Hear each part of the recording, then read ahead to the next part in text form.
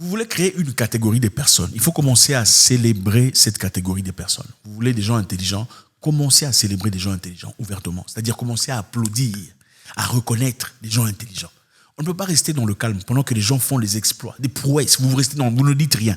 Mais vous attendez qu'ils font des dégâts, qu'ils disent un truc ambigu, qu'ils soient dans un scandale. Alors là, vous dites, d'ailleurs, il a fait ça. D'ailleurs, non. Il faut acclamer les gens intelligents, les gens qui font des choses extraordinaires. Quand ils font des choses extraordinaires. Pourquoi ? Quand vous donnez de l'argent, 100 000 $ à une personne qui a inventé quelque chose, vous mettez dans le cœur de la jeunesse l'intention et l'idée de commencer à créer des choses fortes pour avancer. Leur intérêt, c'est quoi ? Ils veulent créer quelque chose de fort pour peut-être bénéficier de cette récompense. Mais en attendant, vous créez une génération de gens intelligents. Nous vivons dans un monde très intéressant qui souvent fait très peur, surtout quand on ne comprend pas les réalités dans lesquelles on est engagé. Voilà pourquoi il est essentiel de vraiment s'informer et de garder un esprit très ouvert par rapport aux informations qu'on reçoit et surtout en tirer ses propres jugements. Il ne faut jamais laisser qui que ce soit te faire croire ou te faire comprendre, te faire accepter quelconque situation ou hypothèse. Je préférerais vous laisser dans un contexte ouvert où vous tirez vos propres conclusions et faire vos propres recherches. Vous savez, il y a un moment, on a mis beaucoup de pression sur certains pays parce que voilà, les pays qu'on accusait de maltraitance des travailleurs, en l'occurrence le Qatar récemment qui organise la Coupe du Monde d'ailleurs, beaucoup de personnes se sont plaintes disant qu'il fallait boycotter le Qatar, vous vous en souvenez, boycotter les Qatar, boycotter la Coupe du Monde parce que le Qatar ne respecte pas le droit des humains, le droit des étrangers travailleurs. Il y aurait apparemment eu plus de 6 000 morts, n'est-ce pas, pendant la construction des stades pour ce concert footballistique. 6 000 morts pendant les constructions. Malheureusement, on n'a pas profité d'une compensation, encore moins d'une reconnaissance ouverte de ces décès, de ces personnes qui se sacrifient pour la construction de ce pays. Pas seulement la construction du pays, mais aussi évidemment le progrès économique, sa belle réputation et tout le bazar. C'est vrai que ce sont des gens qui viennent pour leur gain d'abord, évidemment, des gens qui viennent dans des pays en difficulté économiquement, qui viennent au Qatar pour essayer de se retrouver. Pas seulement le Qatar d'ailleurs, Dubaï aussi et beaucoup d'autres pays d'ailleurs. Mais dans ce cas, ce sont des gens qui contribuent de manière emphatique dans le développement de ces pays. On a demandé de boycotter le Qatar, c'était pour plusieurs raisons. Maltraitance, les étrangers, ce sont des gens qui subissaient, c'est-à-dire une pression incroyable, inouïe. On leur demandait de remettre leur passeport à leur arrivée. Passeport contrôlé par l'employeur, c'est-à-dire tu feras ce que je te demande de faire, sinon tu ne donneras pas ton passeport. Donc même si tu décidais finalement de rentrer dans ton pays parce que tu en avais marre, tu es complètement en incapacité de le faire parce que tu n'as pas ton passeport. Donc des conditions vraiment inacceptables aujourd'hui en 2022. Beaucoup de personnes le vivent. Le monde a crié, beaucoup d'Européens, beaucoup d'Anglais, beaucoup d'Irlandais. Je pense que l'équipe irlandaise de football d'ailleurs avait décidé de ne pas partir. Je ne sais pas s'ils ont changé d'avis finalement. Ils ont décidé de ne pas partir. C'est vrai que les gens se battaient pour plusieurs raisons différentes. Certains disaient on ne part pas parce qu'on maltraite les humains, parce que les conditions de travail sont inacceptables, inhumains. D'autres personnes ont dit d'ailleurs, là-bas, on ne respecte pas le droit des papa, maman. Il n'y a pas une liberté d'existence, on n'ira pas. Enfin, c'est paradoxal, je sais.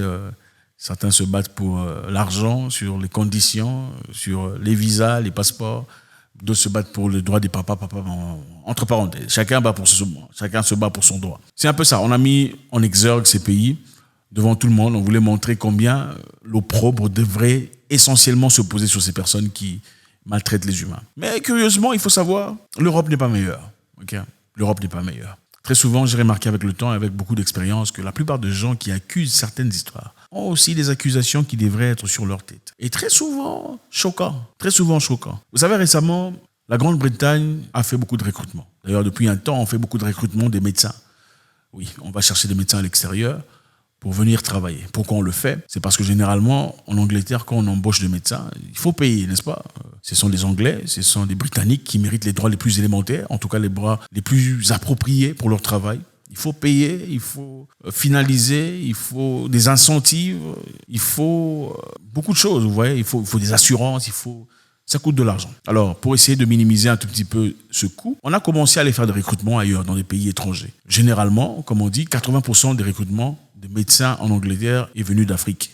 On a recruté 80% de médecins en Angleterre venant d'Afrique. Une bonne raison pour vous de vous acclamer encore une fois. C'est-à-dire que malgré qu'on ne reconnaît pas vos potentialités, votre potentiel quand vous venez comme immigrant, mais on veut quand même que vous soigniez les gens. Alors, maintenant, L'OMS, ou le World Health Organization, avait décrit dans un procès qu'il y avait des pays qui devraient ne pas faire partie de ce programme de recrutement d'Angleterre. Pourquoi? Parce que ces pays avaient un effectif très réduit de médecins. Donc chaque pays a besoin d'un bon nombre de médecins pour effectuer ce travail légitime, ce travail noble de soigner, de traiter sa population. Comme certains pays, évidemment, sont en difficulté, il fallait alors restreindre ces pays de faire partie de ce programme de peur que tout l'effectif de ces jeunes contentieux ou carrément courageux travailleurs partent en exil ou recrutés économiquement dans un pays beaucoup plus puissant.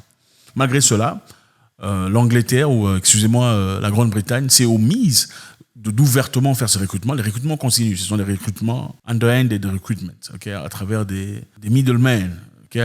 Donc une entreprise entre les deux qui fait le travail pour le gouvernement. Ici, on remarque dans cette vidéo un médecin d'origine nigériane, après avoir été recruté au Nigeria, a offert un salaire et un contrat intéressant, est venu en Angleterre pour travailler, mais finalement s'est retrouvé dans des conditions très difficiles. Ah oui. Donc ce traitement n'est pas seulement approprié ou attribué aux travailleurs de cuisine, aux nettoyeuses, comme on le connaît, on le sait à Dubaï. Ça peut aussi être applicable sur des médecins et dans des pays respectés tels que la Grande-Bretagne. C'est-à-dire, ce monsieur travaille, comme il dit, il travaille de 7h du matin à 11h du soir. 7h du matin à 11h du soir, chaque jour. C'est-à-dire lundi à dimanche, sans repos. Incroyable. Et c'est la seule personne qui s'occupe de tout un ward, toute une section, tout un bloc. C'est le seul médecin qui s'occupe de tous les malades qui sont là-bas. De 7h du matin à 11h du soir. Et ces médecins sont recrutés à travers des organisations privées et vont travailler dans des institutions privées dans des conditions qui ne sont pas légales en Angleterre. Inimaginable. Et à chaque fois que ces personnes, en tout cas ces médecins, osent réclamer, disant, écoute, j'ai besoin de me reposer, je ne peux pas travailler pour telle ou telle raison, les raisons qui sont évidentes, évidemment, la fatigue et tout le bazar, parce que quand tu es fatigué, tu mets aussi les gens, c'est-à-dire les malades en danger. À chaque fois qu'ils font ça, on leur dit, bon, écoutez, il y aura réduction de votre salaire, carrément, vous n'aurez pas l'argent qu'il vous faut. L'argent pour lequel vous avez signé. Ici, on a parlé à Dr Jenny Vaughan, une responsable de l'association des médecins. Elle dit qu'elle avait reçu nombreuses plaintes des médecins résidents et a déclaré que le système de santé britannique s'était développé en 2 niveaux. L'un pour les médecins du NHS et l'autre pour des recrues internationales travaillant dans le secteur privé. Aucun médecin du NHS ne fait plus de 4 nuits consécutives parce que nous savons, ce n'est franchement pas possible et pas sûr. Il s'agit d'un travail de type d'esclave dont ces personnes sont soumises. Des heures supplémentaires dont nous pensions avaient disparu il y a cela 30 ans. Ce n'est pas acceptable pour les patients, pour des raisons de sécurité des patients. Ce n'est pas acceptable pour les médecins parce que c'est une manipulation qu'on ne comprend pas. Donc voilà, c'est-à-dire, le monsieur qu'on a vu précédemment vous dit quoi? Parce que évidemment, c'est un jeune Nigérian qui est parti recruter depuis le Nigeria. Ils ont d'abord fait ce qu'on appelle le Professional Linguistic Assessment, donc un examen qu'on fait au Nigeria, dans des pays où on recrute, ici on va parler du Nigeria, un examen qu'on fait pour se qualifier à aller travailler en Angleterre. Beaucoup de jeunes évidemment veulent faire ça. On fait l'examen. C'est illégal, c'est nationalement, internationalement illégal, refusé par la World Health Organization, mais on le fait quand même. Bon, évidemment, quand on trouve un jeune médecin africain qui cherche à se faire une belle vie, il espère clairement qu'en partant en Grande-Bretagne, il aura une meilleure vie qu'il en a au Nigeria. Ils font l'examen, après l'examen qui est rude, compliqué, ils partent en Angleterre, on leur offre un visa de travail en Angleterre et des conditions de vie beaucoup plus appropriées que le Nigeria. Mais par contre, les médecins internationaux n'ont pas les mêmes contrats que les médecins de la Grande-Bretagne. Les médecins de la Grande-Bretagne sont protégés. On dit aucun médecin du NHS ne fait plus de 4 nuits consécutives. C'est-à-dire, les Anglais eux-mêmes ne font pas 4 nuits consécutives de travail. Parce qu'on comprend qu'à un moment donné, en tant que médecin, il y a ce qu'on appelle des appels en urgence. On t'appelle en urgence pour aller travailler. Donc s'il faut qu'on t'appelle en urgence, il est carrément impossible qu'on te fasse travailler plus de 4 jours d'affilée, n'est-ce pas? Mais ces étrangers qui sont recrutés en Grande-Bretagne travaillent de 7h du matin à 11h du soir, sans repos. 7 jours sur 7. Incroyable. Quelle en est la raison? Est-ce la faute de nos dirigeants, comme d'habitude? C'est notre mea culpa de chaque jour. Nos dirigeants. Qu'est-ce que le monde peut faire aujourd'hui? Dans un continent, il y a des jeunes courageux, travailleurs, outillés, qui se battent pour quitter le continent et aller ailleurs. C'est-à-dire, on est en train de chercher, en train de pêcher la crème de la crème, l'intelligentsia, les ingénieurs, les médecins, bref, on prend cette bonne qualité dont l'Afrique a besoin aujourd'hui pour se développer, pour aller ailleurs. De même, ce qu'on voit dans le football, comme l'a dit quelqu'un, les meilleurs footballeurs sont ailleurs. Les meilleurs footballeurs africains gagnent les coupes du monde pour des pays étrangers. Vous le connaissez, vous le savez. Et quand on vous dit que l'équipe n'est pas tout à fait l'équipe du pays, vous vous fâchez. Mais est-ce que c'est faux? Ce n'est pas tout à fait faux. Ce n'est pas tout à fait faux. Je ne sais plus, quelqu'un a dit, pour que l'Afrique gagne la Coupe du Monde, puisqu'elle en est capable, il faudrait que les Africains, en tout cas pendant la Coupe du Monde, jouent pour leur pays respectif. Je crois que c'est José Mourinho, n'est-ce pas, qui l'a dit. Donc il est essentiel. On ne peut pas développer un continent fort, un continent respecté, un continent qui s'établit et qui a ses positions fermes, un continent qui n'est pas sous imposition, sous influence étrangère. Si on perd son intelligentsia, on perd la crème de la crème, la bonne qualité, les gens qui peuvent transformer les choses. Nous avons traversé un moment complètement difficile avec cela, quelques années, ça fait 2 ou 3 ans déjà, où tout le monde attendait à ce que l'aide vienne d'ailleurs. Pourquoi on attendait que l'aide vienne? Vous savez de quoi je parle? Pendant le Covid, nous étions là assis comme des enfants, ne sachant pas comment faire. Il fallait que quelqu'un dicte depuis quelque part, Washington ou Dallas, peut-être Londres aussi, un tout petit peu, pour trouver des solutions à Cotonou et à Douala. Inacceptable. N'avions-nous pas les capacités, les compétences? N'avons-nous pas aujourd'hui des gens assez intelligents, assez outillés, des chercheurs, des savants, des génies, des professeurs qui pouvaient travailler ou peuvent travailler aujourd'hui pour l'avantage des Africains? Il y a un monsieur, un ex-président zambien, qui récemment a fait un discours disant que ce qu'on nous apporte aujourd'hui comme traitement, comme, vous savez, le vin qui était censé détruire l'histoire là qui tuait les gens pendant le temps. Nous voulons bien scruter cette histoire. On veut en savoir les contenus. C'est important pour nous. On ne va pas seulement prendre et injecter des histoires sans vraiment savoir de quoi il s'agit. Donnez-nous ça. Comme ça, nos médecins à nous, nos chercheurs à nous vont regarder, scruter et finalement décider si c'est bon ou pas. Il a été vilipendé par beaucoup d'Africains, beaucoup de dirigeants africains. Quelle est la solution d'après vous? Qu'est-ce qui changerait cette histoire? Nous savons déjà que la médecine n'est pas simplement une question de volontariat ou de gentillesse. On ne vous traite pas parce qu'on vous aime simplement. Non, absolument pas. Vous êtes traité aujourd'hui, c'est parce qu'il y a de l'argent. C'est le capitalisme. La médecine a été malheureusement infectée par le capitalisme. L'histoire dont on disait là, le serment d'Hippocrate, de tout le bazar, ce n'est plus comme c'était dans le passé. Les choses ont changé. C'est une question de bénéfice. Il y a des traitements pour des choses aujourd'hui que vous n'avez peut-être pas accès parce que, faute d'argent, parce qu'il y a une politique autour de l'argent. Compreneur a compris. C'est-à-dire, je pense qu'il est essentiel que l'on réfléchisse, que l'on comprenne que la méchanceté n'est pas toujours à l'Est ou à l'Orient ou peu importe. La méchanceté, la manipulation est globale. Chacun se fie pour ses intérêts. Chacun avance d'abord pour ses intérêts personnels. Alors comment est-ce que l'Afrique pourrait faire pour essayer de résorber cette histoire? Comment est-ce que l'Afrique pourrait faire pour protéger ses enfants, protéger ses génies? Comment est-ce que l'Afrique pourrait faire pour avancer sa population?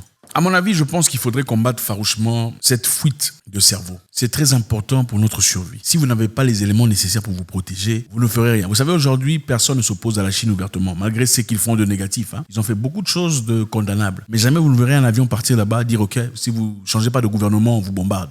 On ne fait pas ça. Parce qu'ils ont l'intelligentsia, ils ont ce qu'il faut, ils sont équipés, vous comprenez? On ne peut pas faire ça avec la Russie. On peut essayer d'intimider ailleurs. On va vous faire ça, mais ils ne font pas. On ne fait pas ça avec la Corée. Pourquoi? Parce qu'ils ont les capacités nécessaires, autosuffisantes. L'autosuffisante ne doit pas seulement être féminin. L'autosuffisant doit être national, continental, africain. On doit payer nos enfants convenablement. Les médecins, les ingénieurs, les chercheurs doivent être rémunérés comme il se doit. Au-delà de ce qu'on voit aujourd'hui, je vois que dans certains pays, on paye des parlementaires beaucoup d'argent, $21 000, 22, 20, c'est incroyable. Pendant que les militaires ne reçoivent absolument rien, moins de 60, 80 $. On doit revoir nos priorités. Je pense qu'il est important. En Afrique du Sud, on disait depuis un temps, les Sud-Africains, médecins, partaient en Australie. Et pendant ce temps, pourquoi ils partaient en Australie? Ils partaient en Australie pour des conditions meilleures. Ils partaient en Australie. Et c'est en ce moment-là que le gouvernement sud-africain ou les hôpitaux sud-africains ont commencé à recruter des Congolais, des médecins gabonais, angolais pour venir travailler.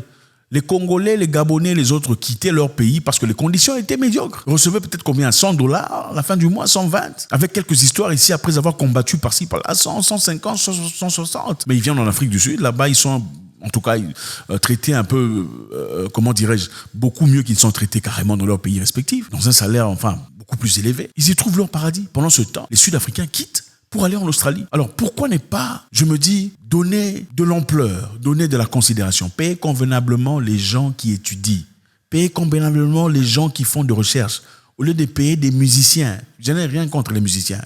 C'est bien la musique, mais on ne peut pas avoir de musique s'il n'y a pas de paix. Et pour avoir la paix, il faut avoir l'intelligence, la protection. On ne peut pas avoir des musiques si on ne peut pas se défendre. Militairement, on n'a pas les armes, on n'a pas les...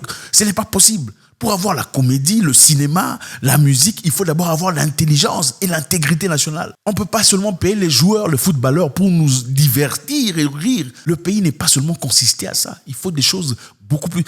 En Europe, on peut payer un footballeur autant d'argent. Pourquoi? Parce qu'ils sont sécurisés. Ils ont la médecine, ils ont les sciences, ils ont tout. Tout est bien, la sécurité, tout est bien cadré. Comment nous on peut faire? On peut essayer d'émuler ces histoires-là. Si c'est chez nous les choses les plus élémentaires, donc la médecine, le soin, la technologie, la protection sécuritaire n'est pas suivie. Ça n'a aucun sens. Je crois que le système doit changer. On doit donner plus de respect aux médecins qu'on en donne aux Miss. Les Miss qui sont les Miss beauté, à qui on donne 100 000 $ pour n'avoir rien foutu. On doit donner de l'argent, remettre les génies en herbe, c'est-à-dire les concours d'intelligence à la télévision. Vous emmenez des gens d'un coin du pays, pendant un autre d'un coin du pays, vous les mettez en conquête à la télévision nationale, et ceux qui gagnent sont rémunérés de manière flagrante, c'est-à-dire rémunérés considérablement. C'est comme ça qu'on encourage l'intelligence, la jeunesse vers la positivité. Et pas seulement vers la musique, parce qu'aujourd'hui, les gens veulent devenir le reflet de ce qu'ils apprécient. Si une société glorifie des musiciens, rien contre les musiciens, seulement, ou glorifie des footballeurs, seulement, tout le monde aspire à devenir musicien ou footballeur. Mais si la société glorifie et célèbre, comme ils le font en tout cas de manière financière, des médecins, des ingénieurs, des chercheurs, on commence à développer une société où les gens sont intelligents, ils sont outillés, ils sont en capacité de pouvoir défendre leurs valeurs et leur intégrité nationale. Vous voulez créer une catégorie des personnes, il faut commencer à célébrer cette catégorie des personnes. Vous voulez des gens intelligents, commencez à célébrer des gens intelligents ouvertement. C'est-à-dire commencer à applaudir, à reconnaître des gens intelligents. On ne peut pas rester dans le calme pendant que les gens font des exploits, des prouesses. Vous ne dites rien. Mais vous attendez qu'ils font des dégâts, qu'ils disent un truc ambigu, qu'ils soient dans un scandale. Alors là, vous dites, d'ailleurs, il a fait ça. D'ailleurs, non. Il faut acclamer les gens intelligents, les gens qui font des choses extraordinaires. Quand ils font des choses extraordinaires. Pourquoi ? Quand vous donnez de l'argent, 100 000 $ à une personne qui a inventé quelque chose, vous mettez dans le cœur de la jeunesse l'intention et l'idée de commencer à créer des choses fortes pour avancer. Leur intérêt, c'est quoi? Ils veulent créer quelque chose de fort pour peut-être bénéficier de cette récompense. Mais en attendant, vous créez une génération de gens intelligents, des gens qui avancent. Dans une société où vous célébrez seulement des comédiens, vous les acclamez, ils reçoivent de l'argent, des maisons, des voitures, vous espérez que la population devienne combien? Vous espérez une jeunesse comment? Une jeunesse comédienne. Parce qu'évidemment, c'est ça que vous célébrez. On veut des comédiens parce que les comédiens sont acclamés. Et ce n'est rien contre les comédiens. Mais on a besoin de comédie, mais on ne peut avoir de comédie que quand le pays est stable. Vous êtes dans une société où vous célébrez des femmes qui marchent à moitié à poil. Ils sont reconnus, ils ont des sponsorships. Vous voulez une société comment? La jeunesse va aspirer à devenir à moitié à poil. Parce que c'est ça la communauté que vous célébrez. Vous voulez attirer des gens qui sont intelligents, qui sont forts, qui sont noyés contre la cybercriminalité. Des intellectuels, des ingénieurs, des créateurs, des médecins. Il faut célébrer les médecins. Concours des médecins, concours des ingénieurs. Et celui qui gagne a une grosse voiture ou une maison. C'est comme ça qu'on crée. Des génies en herbe, de concours d'intelligence. Ceux qui gagnent sont célébrés. On leur donne des voitures, comme vous en donnez comme ça aux parlementaires qui ne foutent généralement rien. Pas tous, mais généralement rien. Créons une Afrique forte. Pas une Afrique qui se plaint tout le temps, qui va chercher des aidez-moi s'il vous plaît. Nous sommes en difficulté. On ne sait pas comment traiter notre population. Une Afrique pauvre, pendant que nous avons tout ce qu'il faut pour avancer, pour évoluer. Et pour dominer, quand c'est nécessaire. Dites-nous ce que vous en pensez. Je pense que c'est un sujet très intéressant. Comment est-ce qu'on peut trouver des solutions d'après vous dans ce cas-ci?